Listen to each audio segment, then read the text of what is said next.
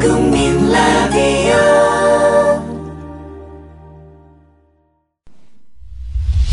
지금 여러분께서는 정치평론가 이강윤이 진행하는 이강윤의 오늘을 듣고 계십니다. 이강윤의 오늘은 팟캐스트 포털 팟빵에서 다시 들으실 수 있습니다. 의견과 건의가 있으시면 게시판에 남겨주세요. 네, 이강윤의 오늘 진짜 인터뷰. 오늘은 호오가 가장 분명한 정치인이었자 또 영원한 논객으로 통하죠. 유시민 정의당 당원을 모셨습니다. 안녕하십니까, 유시민 전 장관님. 하필 정의당 당원으로 소개를. 안 그래도 여쭤보려고 했는데요. 제가 인터뷰를 한 20분 조금 넘게 할 것 같은데 인터뷰 동안 호칭을 뭐라고 해드리는 게 마음에 들으실지요? 그냥 유 선생이라고 불러주시면 고맙겠습니다. 네, 며칠 전에 인터뷰 하신 거 저도 출력해서 읽다가 그렇게 말씀하시는 걸 읽었는데 그거는 유시민 전 장관님이 동네에서 편하게 교유하시는 분들하고의 호칭은 유 선생이지만 제가 방송 매체에서 공식적으로 물론 뭐 인터뷰 하다 보면 꼭 그렇게 정색하고 호칭할 일이 많지는 않을 것 같긴 한데요. 그렇다고 뭐 문필가 선생님 이렇게 작가라고 해주셔도 되고 유 작가님이요. 건강하고 아주 유쾌한 목소리, 특유의 웃음소리를 들으니까 좀 나른해지는 금요일 오후가 활기 있어지는 것 같습니다. 고맙습니다. 책을 또 새로 내셨는데 아주 뭐 불티가 난다. 대박 조짐이 아니라 이미 대박이다. 이런 얘기들이 들리더라고요. 그런 건 아니고 지금 책이 워낙 안 팔리던 시기여서 네. 좀만 팔려도 많이 팔리는 것처럼 그렇게 보이죠. 책을 내신 거가 인터뷰의 계기의 하나가 되긴 했지만 어렵게 모셨으니까 그냥 여러 가지 것을 함께 좀 여쭙겠습니다. 우선 현 정부 들어서 정치도 그리고 정책도 실종돼 버렸다. 정책이 실종됐다는 얘기는 행정부가 돌아는 가지만 창조적이고 생산적인 일을 잘 해내지 못하고 있다. 뭐 이렇게도 부연 드리고 싶은데요. 총체적으로 보아서 정상적인 국가 운영 또는 정상적인 국정 단임 세력이 활발하게 기능하고 있다고 보기 힘들다는 견해가 많습니다. 네. 동의하시는지요? 네, 아무래도 지금 정부가 하는 걸 보면 이제 이른바 그냥 의례적으로 또는 루틴하다고 표현하나요? 네. 일상적으로 늘 어떤 정부가 들어섰던 간에 그 정부가 수행하지 않으면 안 되는 업무? 네네. 대체로 그런 것만 돌아가는 게 아닌가 그런 느낌이죠. 네. 국가가 유지되기 위한 최소한의 필요 업무. 예. 어느 정치 철학을 가진 세력이 집권을 했건 간에 유지되어야 하는 최소한의 것. 마치 인간으로 치자면 생존 현상을 유지하는 데 드는 뭐 요런 것들만 작동하고 있다라는 말씀으로 듣겠습니다. 이제 숨 쉬고 밥 먹고 잠자고 그런 거요. 그렇죠. 우리는 그것을 생활이라고 하진 않잖아요. 그건 생존이죠. 그렇죠. 우리는 생활을 하고 싶고 그것도 복되고 인간답게 서로 잘 생활하고 싶은 건 아니겠습니까? 그러면 정상적인 국가 운영 상태는 아닌 것 같은데 국정에도 참여하셨고요. 국무위원으로서. 그리고 아주 전투적이고 파란만장한 정치 인생을 한 10여 년 겪어 오셨습니다. 보시기에 가장 먼저 고쳐야 할 첫 번째 사항은 뭐로 꼽고 싶으십니까? 지금 정부가요? 네. 뭐 첫 번째, 두 번째 따질 게 아니고. 네. 원래 가장 중요한 국민들한테 하겠다고 이야기한 거 있잖아요. 공약. 네.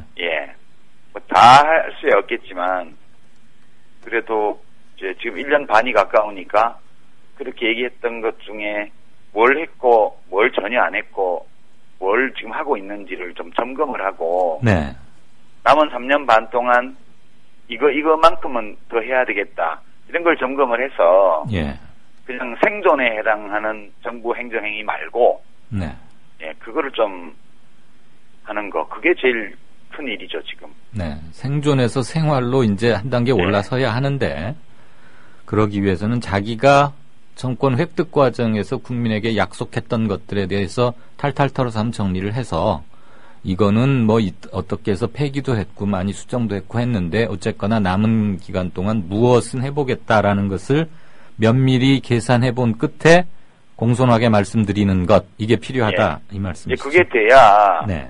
이걸 하기 위해서 이 부처는 이 사람을 장관으로 쓰고 네. 저 기관은 이 사람을 기관장으로 쓰고 이렇게 국회에는 이런 법을 내고 이걸 하겠다는 얘기를 할 수 있지 않습니까? 네. 지금 그게 없기 때문에 네.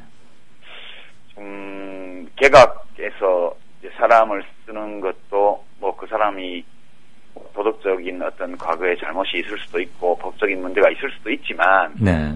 일단 그 사람을 왜 썼는지를 그래야 설명을 할 수가 있을 것 같아요. 근데 지금 이제 뭘 하겠다는 게 없기 때문에 예. 사람을 지금 기용을 장관들을 8명을 했는데 왜 그 사람을 썼는지를 전혀 이해하기 어려운 상황에 와 있지 않습니까? 네. 하자가 있더라도 이 일을 하기 위해서 이 사람은 꼭 필요하니까 야당에서 비판을 하고 국민들 중에 비판 여론이 있어도 저는 이 일을 꼭 해내기 위해서 대통령으로서 이 사람을 장관에 써야 되겠다. 네. 이렇게 밀고 나가야 맞는 거죠. 밀고 나가기 전에 없었어. 예. 밀고 나가기 전에 최소한의 설명이라도 좀 들었으면 좋겠는데. 그렇죠. 왜 이 사람을 발탁했는지 설명이라도 해야죠. 앞으로 3년 반 동안 뭘 하겠다도 중요한데 우선 그 전에 지난 1년 반 동안 어질러져 있었고 아직 정리되지 못한 일들이 있지 않습니까? 이를테면 대선 과정에서의 국가기관에 의한 국기문란, 선거 그런 것까지 바라는 건 과한 것 같아요. 불가능하다, 과하다. 예, 그런 것까지 요구한다면 네. 그거는 실현되기도 어렵고. 네. 또다시 시간만 낭비된다 이 말씀이시죠? 예, 지금 이리저리 돌아가고 있는데 예. 제대로 이렇게 밝혀지거나 해결되거나 이런 거 없이 가고 있지 않습니까? 네. 근데 워낙 지금 이제 민생이 어렵고 예. 이제 국가 경제 환경 사정도 좀 힘들고 또 서민들 삶도 어렵고 이런 마당이어서 네. 원칙적으로 말하면 그런 걸 다 말씀하신 것처럼 해야 되는데 지금 대통령과 정부에 그것까지 요구하기에는 이제 앞으로 꼭 정부가 해야만 할 일 그것이 더 급한 것 같아요. 네, 무슨 말씀인지 이해는 하겠습니다. 그런데 아무리 급하다고 바늘 귀에다가 바늘 뭐에다가 실 매서 쓸 수는 없는 거잖아요. 네, 바늘 허리에 실을 맬 수는 없죠. 눈이 어둡고 침침하고 잘 안 들어가더라도 바늘 귀에 정확히 실을 넣어야 바느질이 되는데. 아니, 그 말씀이 옳은데. 네네. 허리에라도 메고 바느질 좀 해라 이런 심정이에요 지금. 심정이 그러시다. 예. 그러면 대선 과정에 순정하지 못했던 부분에 대한 반성이나 정리 이거는 좀 너무 멀다고 치면 세월호 이전과 이후는 모든 게 달라져야 한다고들 다들 믿고 있고 분노하고 생각하고 있으니까. 네. 세월호 이후 이제 석 달 되어가는 거 아닙니까? 네. 그거에 대한 그 기간에 대한 정리라도 있어야 하는데 지금 그것도 제대로 안 되고 있다. 그것도 그러면서 어떻게 앞으로 3년 반을 얘기할까? 그게 진정성을 획득할 수 있을까? 이런 생각이 저는 조금 드네요. 아니, 그게 합리적인 말씀이시죠. 네. 근데 지금 우리가 합리주의나 상식에 비추어서 요구하기에는 네. 지금 정부가 너무 그래서 누울 자리 보고 발 뻗고 그렇게 해야 된다는 속담이 있지 않습니까? 네, 그러니까 너무 많은 것을 그리고 원칙에 입각해서 너무 많은 것을 요구하지는 말자. 그렇다고 보면은 그 요구해야 되는데. 네네네. 참 요구해야 될 대상의 상태를 우리가 어느 정도 감안하지 않으면 안 되니까 지금 국민 노릇하기가 좀 힘든 상황이죠. 말씀 듣고 보니까 이해는 가는데 한편으로 굉장히 씁쓸합니다. 조금 뜬금없다고 들리실지도 모를 질문 하나 드리겠습니다. 네. 권력구조나 정부 형태 개편, 이건 한국에서 정치를 했거나 정치를 하고자 하는 사람, 정치에 관심 있는 사람이라면 다들 피해가기 어려운 문제일 텐데요. 평소에도 예전에도 이런 거에 대해서 피력하신 것을 제가 기억 좀 하고요. 개헌론에 대한 입장은 어떠신지요? 그거야 저는 이제 지금 5년 단임제라는 건 1987년의 특수한 조건에서 여야 합의로 된 거니까 네. 이제는 대통령 중심제를 할 거면 네. 이제 4년 중임제로 개헌을 하고 네. 또 국회의원 선거 주기도 이제 조정을 해서 맞추고 예. 국회의원 선거제도도 최소한 결선 투표제를 도입하든가 네. 그렇지 않으면 좀 다양한 국민들의 이 정치적 요구가 안정적으로 이렇게 반영될 수 있는 동일식 선거제도로 이제 뭐 바꾸든가 네. 정당 명부 비례대표제인가 하든가 이렇게 하는 게 제일 좋다고 봐요. 그런데 네. 과거에 제가 정치를 할 때도 이런 주장을 했는데 예. 뭐 전혀 정치권에서 논의조차 안 했고요. 노무현 대통령이 원포인트 개헌도 이 단축까지 포함해서 제안했지만 그냥 내쳤고요. 그 당시 네. 정당들이. 네. 그리고 이제 현재 국회를 지배하고 있는 두 정당이 선거제도를 개편하는 것은 겉으로야 이런저런 말을 하지만 내심 자기 밥그릇이 좀 줄어들까봐 변동이 안 하는 생기니까. 거거든요. 네. 예, 그래서 얘기해본들 소용이 없다 음흠. 그런 판단을 하고 있죠. 필요한데. 예. 그 대통령 4년 중임제 및 부통령 러닝메이트제, 결선 투표제 이런 말씀하셨는데 혹 네. 그 대통령 중심제의 폐해 뭐 이런 거가 물론 대통령 중심제를 채택하고 있는 모든 나라에서 이러지는 않습니다만 우리의 정치 문화의 관계가 깊을 텐데 all or nothing 또는 승자 독식 그다음에 지역 감정의 격화 뭐 이래서 혹시 의원 내각제를 도입하는 것 그런 주장에 대해서는 어떤 생각을 갖고 계십니까? 뭐 그것도 검토해 볼 수 있다고 봐요. 저는. 근데 둘 중에 하나를 선호하라면 대통령 중심제입니까? 의원 내각제입니까? 저는 대통령 중심제가 낫다고 봐요. 그런데 네. 이제 왜냐하면 이게 우리한테 매우 익숙한 제도고 예. 또 역사적으로 볼 때 국민들이 투쟁으로 쟁취한 제도잖아요. 그렇죠. 그래서 이거를 바꾼다는 건 쉬운 일이 아니에요. 아하. 그래서 뭐 장단점이 다 있지만 이제 내각제도 또 문제점이 있는 거고 하니까 예. 뭐 국민들 의견이 싹 모아진다면 내각제도 뭐 저는 개인적으로 나쁘지 않다 이렇게 보는데 네. 현실적으로 좀 어려울 거라고 보고 음흠. 이제 정부 통령제에 4년 중임제 이렇게 이제 하고 네. 국회의원 선거 주기를 2년 맞추는 거. 으로 맞추고 2년 이렇게 차이가 나게 중간 선거를 하게 맞추고 예. 그리고 이제 결선 투표제를 최소한 도입하든가 아니면 네. 이제 정당 명부식 비례대표제로 이제 국회를 해서 이게 대통령 중심제와 내각제 요소를 좀 절충한 형식이거든요. 이렇게 되면. 네. 그래서 정당 명부제 같은 것은 분명히 절충의 소지가 있네요. 예, 일반적으로 내각제 국가에서 하는 거니까요. 예. 그렇게 해주면 좋은데 문제는 힘을 가진 측에서 추진할 의사가 없다는 것이고 몸집 큰 그렇죠. 야당도 이것에 확실히 발벗고 매달릴 의사도 능력도 없어 보인다. 뭐 이런 거 아니요. 아니겠습니까? 의사는 능력이 없어 보이는 정도가 아니고 네. 그 새누리당은 지금 제도가 자기들에게 최선이라고 확신하고 있고 네네. 야당 말씀입니다. 예, 민주당 제1야당인 새정치연합의 의원들도 사실은 이 제도를 제일 좋아해요. 현재요. 기득권을 지키는데 확실하게 도움이 되기 때문에. 현재의 그래서, 제도 예. 말씀이죠. 그러니까 뭐 의석의 90% 이상을 두 당이 과점하고 있는 상황인데 네네. 뭐라고 얘기를 한들 이게 바뀌겠습니까? 저는 그렇게 생각해서 아예 얘기를 안 하죠. 그래서. 예. 지금 말씀 듣다 보니까 지금의 체제가 87년 6월 항쟁 승리의 소산이고 물론 좀 네. 그 뒤로 한 세대가 흐르긴 흘렀지만 어쨌거나 대단한 역사성과 상징성을 획득하고 있으니까 네. 의원 내각제로의 급격한 변환보다는 대통령 중심제의 얼개와 성격을 많이 바꾸는 쪽으로 가는 게 아마 국민들이 받아들이긴 좋을 것 같다. 이런 말씀도 일부 들어 있었는데. 그나마 그게 제일 이제 좀 충격이 덜한 제도 개선인데 그나마 그나마 입법권을 쥐고 있는 국회가 네. 기득권 집단에 의해서 완전 장악돼 있기 때문에 뭐 이거는 거의 어렵다고 봐야죠. 요 얘기를 하다 보니까 87년 뭐 민중항쟁 이 얘기 하다 보니까 82, 3년경에 뭐 호헌철폐, 개헌쟁취 이런 그 시위 구호 그게 좀 갑자기 생각이 났습니다. 그게 이제 6월 항쟁 때 구호죠. 그렇죠. 호헌철폐 독재 타도. 네네. 6월 항쟁을 그러니까 의 도화선이 되었던 불을 당긴 그런 집약된 구호였었죠. 야당 관련해서 한 말씀 더 견해를 여쭙고자 합니다. 아까 괜히 뭐 호칭 문제 가지고 시간 끌었군요. 부를 일이 하나도 없네요. 네. 현재의 야당, 범야권 진영의 모든 정당을 말씀드리는 겁니다. 제1야당만이 아니고요.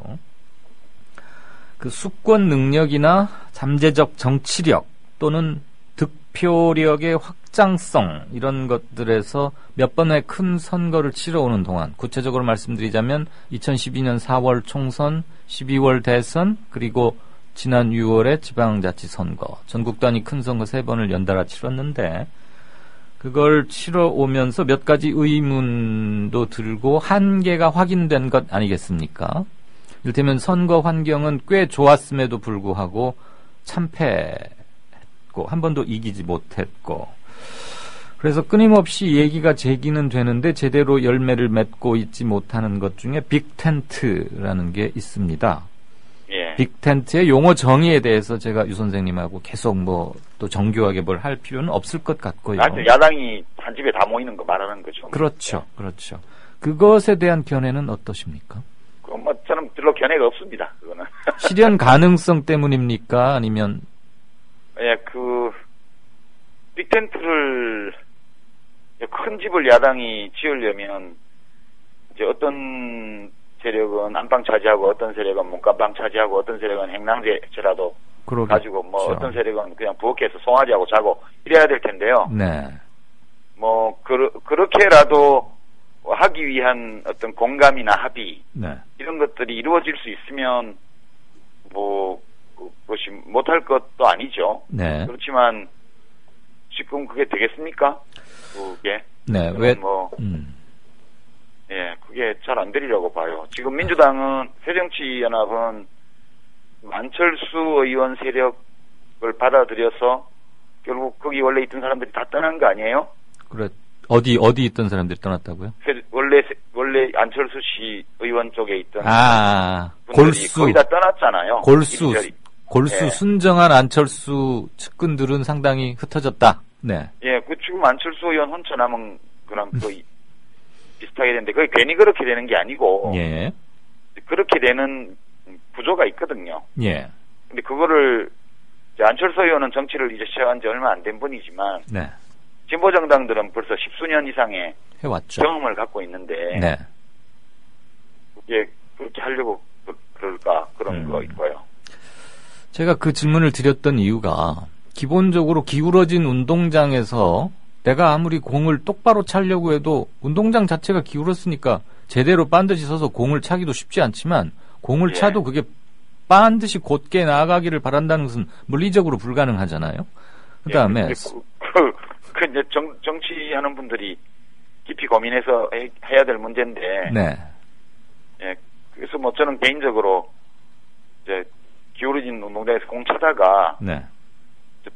좀 토목공사 좀 해서 운동장 좀 덜 기울어지게 하는 게 낫겠다 싶어서 저는 정지 작업을 좀 하자. 안 하는 거죠. 예. 예. 그런데 그래 정치 때만 되면은 이제 야권 성향 변화와 개혁을 바란다는 점에서는 일치하지만 그 방법론 가지고 막들 다들 노선을 달리하다 보니까 여러 명의 후보가 나와서 늘 나오는 얘기가 후보 단일화예요. 예. 그리고 그게 그렇게 전가의 보도도 아니고 조자룡 헌칼 부리듯 뭐 능수능란하게 되지도 않고 시너지가 합쳐지지도 않아요. 그리고 그거에 대한 피로도도 있고 이게 과연 올바른 것인가에 대한 근본적 의문도 제기된다는 말씀이죠. 그거는 사실은 네. 지금의 선거제도에서는 필연적으로 그렇게 될 수밖에 없어요. 사실 이게 하루 이틀 문제가 아니고 자유당 정부 이승만 정부 시절에 제2대 국회의원 선거, 네네. 그러니까 1952년도 선거 전쟁 통해 했던 그때부터 시작된 거거든요. 네. 그때부터 진보당 후보가 이제 뭐 조봉암 예. 선생이나 이런 분들이 있었는데 그때부터 시작되어서 1963년도 박정희 대통령 출마했을 때도 결국 윤보선 후보로 야권이 단일화되는 과정이 있었고요. 예. 그러니까 압도적으로 강력한 이제 그 보수 정당 예. 또는 기득권 정당의 힘이 압도적으로 강하기 때문에 네. 나머지 정당들이 하나로 힘을 합치지 않으면 선거를 근원적으로 이길 수가 없어요. 그렇죠. 그 구조는 정부 수립 이후 지금까지 지속되어 온 거고. 예. 그래서 야권이 뭐 환경이 좋아도 선거에 이기지 못했다 그런 평가는 저는 좀 부당하다. 야권이 환경이 좋았던 적이 없어요. 예. 상대적으로 좀 낫다. 예, 그래서 이런 때는 많이 있었지만. 그래서 저는 아예 큰 기와집을 하나 차려서 빅텐트를 하나 쳐서 거기에서 통일되게 논의를 하고 선거에 임하는 게 어떻겠느냐라는 희망 섞인 그게 이제 질문을 미국식으로 가는 건데. 네네. 미국도 그게 지금은 그렇게 돼 있지만 그렇게 되는데 몇백 년이 걸렸거든요. 예. 그게 미국도 그 20세기 전반기까지만 해도 예. 뭐 공산당도 있었고 사회당도 있었고요. 예전에는. 그랬죠. 그래서 헨리 조지 같은 분이 이제 뉴욕시장으로 출마를 2번씩이나 하기도 했고. 예. 우리 다 아는 헬렌 켈러라는 그런 훌륭한 분이 네. 그 사회당 당원으로서 열심히 캠페인도 하고 그렇게 진통을 100여 년 넘게 하던 끝에 지금 정치 체제로 수렴되고 예, 정리가 되어 결국 왔다. 20세기 후반기 들어오면서 예. AFL-CIO라는 우리나라로 치면 이제 민주노총하고 한국노총을 합친 것 같은 그런 네. 이제 노동단체가 민주당하고 결합하면서 예. 오늘의 민주당이 된 거거든요. 빅텐트가 이루어진 거죠. 예. 예, 우리 경우는 글쎄요. 지금 우리 민주화 이후에 한 27년, 8년 지났는데 네네. 알겠습니다. 더 겪어야 아마 예. 되지 않을까요? 충분히 전달은 받았습니다. 중요한 질문, 무거운 질문 하나, 그 다음에 아주 짤막한 질문 하나 하고 끝을 내겠습니다. 네.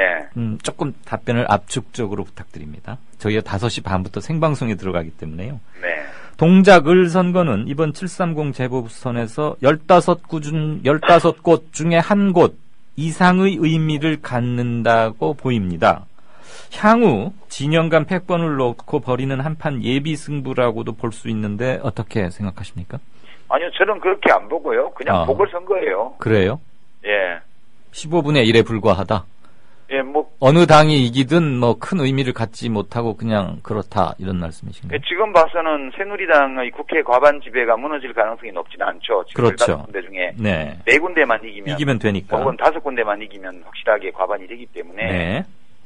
그게 무너질 가능성은 별로 안 보입니다, 지금. 네. 그러니까 국회 구조의 변화는 거의 일어날 가능성이 없어요, 지금. 예. 다만 이제 누가 여야가 몇 군데씩 이기냐에 따라서 분위기만 좀 바뀌는 거죠. 이게 뭐 그닥 네. 크다란 중대 선거는 아니다. 그렇게. 그러시군요. 정의당의 노회찬 전 대표가 출마했는데 그렇게 아직까지는 뭐 탐탁치 않은 그렇게 장밋빛은 아닌 것으로들 나오고 있는 것 같아요. 야권이 분열돼 있기도 하고. 많이 도와주실 생각이십니까? 아니 뭐 저는 그냥 문필업에 종사하는 평당원인데 예. 그냥 뭐 다른 당원들도 다 마음대로 쓰니까. 알겠습니다. 예, 저도 그 정도. 예. 요즘은 이제 문필업으로 돌아오셔서 작가, 글 쓰는 일로 밥벌이를 하시는 건데 생존 및 생활하시고 품위 유지하는데 지장은 없으십니까?